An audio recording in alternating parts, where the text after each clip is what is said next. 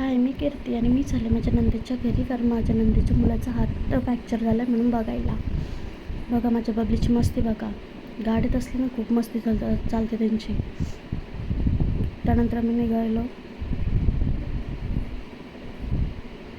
आणि आम्हाला कोणाचं दर्शन झालं बघायचं आहे. हे बघा विठोबाचं आहे. किती सुंदर मूर्ती आहे आणि किती मोठी मूर्ती आहे.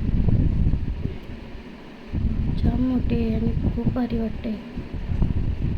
दर्शन घेतलं, त्यानंतर भूक लागली म्हणून वडापाव खायला घेतला. कर्जतचा वडापाव जाम भारी लागतो. त्यानंतर फायनली आम्ही त्यांच्या कमानीपर्यंत पोचलो. झाडं बघा किती सुंदर वाटत आहेत ना. त्यानंतर आम्ही आता गाडीतून उतरलो आणि आता घरी चाललो त्यांच्या. बबल्या बघा,